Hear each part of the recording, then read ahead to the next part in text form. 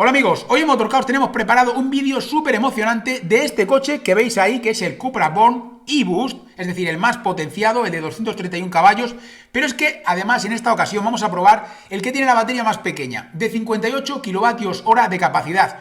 Y tenemos muchas dudas, tenemos muchas cuestiones que queremos extraer de este vídeo y probablemente van a quedar resueltas. Lo primero es, queremos saber qué prestaciones tiene con respecto a la versión de 77 kilovatios hora de capacidad. ¿Por qué? Pues porque en esta ocasión es un vehículo más ligero.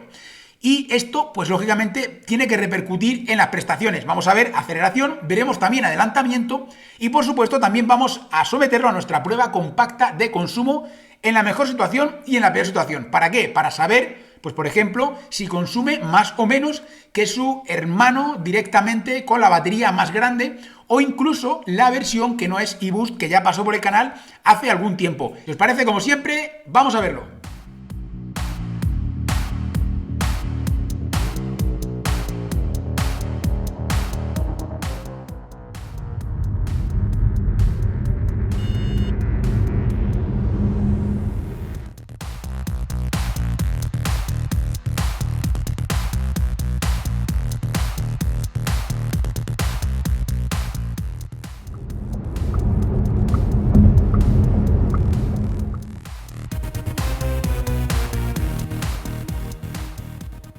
Ahora que ya hemos visto prestaciones de este coche, aceleración y adelantamiento, si os parece, vamos directamente a la prueba compacta de consumo en la situación más óptima y en la situación más complicada desde el punto de vista de la velocidad. ¡Vamos!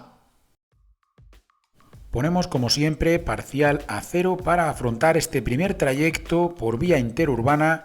Recordemos que aquí el objetivo sobre todo es pues saber cómo se comporta el vehículo en este tipo de entorno. Hay, como veis, pues rotondas, subidas, bajadas, curvas.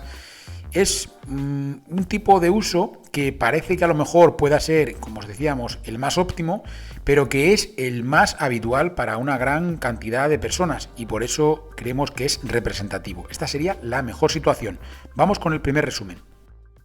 Primer dato, en lo que a consumo se refiere, 12,1 kilovatios hora a los 100 es el consumo que hemos obtenido en nuestra prueba de vía interurbana, es decir, la situación más óptima. Hemos comprobado que tiene un consumo exactamente igual que el que obtuvimos con la versión que no es e-Boost. Luego, pues de esto se derivarán una serie de conclusiones que os las diré al final. Vamos a ir ya con el segundo trayecto, ya sabéis que ahora será la situación menos óptima. Aquí vamos a hacer uso del control de velocidad de crucero y vamos a poner el coche a 120 km por hora. ¿Qué ocurrirá aquí? ¿Consumirá más? ¿Consumirá menos? Vamos a verlo, continuamos. Segundo recorrido, ponemos control de velocidad de crucero a 120, parcial a 0. Este sería el recorrido menos óptimo. Menos óptimo desde el punto de vista de los consumos, porque hacemos uso del control de velocidad de crucero y por otro lado vamos a una velocidad elevada hasta el punto de que es la velocidad máxima de la vía, la velocidad máxima legal permitida y que además en muchas ocasiones no nos es permitido, no hay tramos que nos permitan constantemente ir a 120. Bueno, todo esto ya lo sabéis, lo hemos comentado en muchas ocasiones. Simplemente queremos saber qué tal se comporta este vehículo en este tipo de entornos. Recordemos que es una especie de bicho raro entre comillas porque para la plataforma MB esta potencia no es lo habitual. Sabéis que las potencias son de 204 caballos o incluso en algún caso podemos encontrarnos 174, 179. Tenemos también otros vehículos de esta misma plataforma que están en 265 caballos, pero ya con doble motorización, incluso 299. Pero como os digo, esta de 231 con un único motor en el eje posterior es poco habitual. Antes de irnos al final con el resumen último, te recuerdo que tienes disponible la web oficial del canal, ya sabes que es motork.com, donde podemos ayudarte a conseguir la mejor oferta para ese vehículo 100% eléctrico o híbrido enchufable que tanto te gusta. Recuerda que en motork.com podemos ayudarte a conseguir la mejor oferta.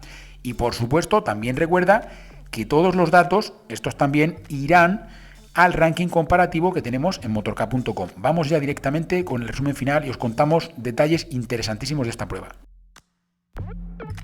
Emocionante prueba la de hoy, como os decía desde el principio, porque prácticamente en este segundo trayecto a 120 km por hora haciendo uso del control de velocidad de crucero. Casi clavamos el resultado también que obtuvimos en su día con la versión que no era eBoost, con la versión de 204 caballos. ¿Por qué? Porque obtuvimos en aquella ocasión 17,1 kWh a los 100 y aquí hemos obtenido 17,2, prácticamente el mismo resultado, resultados casi idénticos. Pero es que además hemos podido comprobar que en vía interurbana el resultado era el mismo, eran esos 12,1. Esto ya quiere decir que este coche, a pesar de que tenga más potencia, no quiere decir que tenga más consumo. Pero yo lo voy a extrapolar un poco más allá de esto, ¿no? Más allá de lo que sería el propio Cupra, podríamos considerar, y esto ya es por experiencia propia, por lo que hemos podido ver con muchísimos coches que hemos probado, es que en el caso de los vehículos eléctricos no se ven tan afectados como ocurre con los vehículos térmicos por las potencias. Es decir, tener una alta potencia no siempre implica tener un alto consumo, porque se puede dosificar mucho más la potencia y se puede tirar prácticamente de un motor que tiene mucho par desde el inicio y no necesitamos para nada tener que estar empleando unas grandes cantidades, unas grandes dosis de potencia y por lo tanto potencia-consumo, ¿vale? Importante este detalle.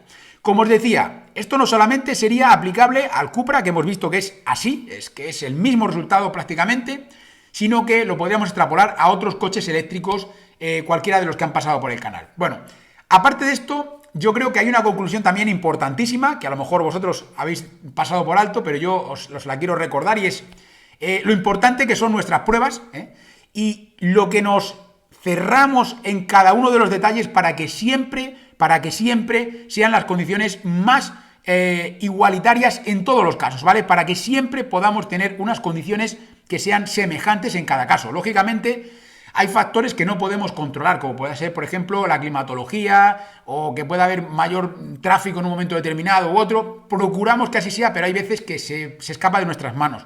Pero si os habéis fijado, con una temperatura muy parecida a la que obtuvimos, hemos clavado casi el mismo resultado. ¿Qué quiere decir? Que no se trata de conducir de una manera o conducir de otra. Conducimos exactamente igual todos los coches con las mismas intenciones, con las mismas ganas, con las mismas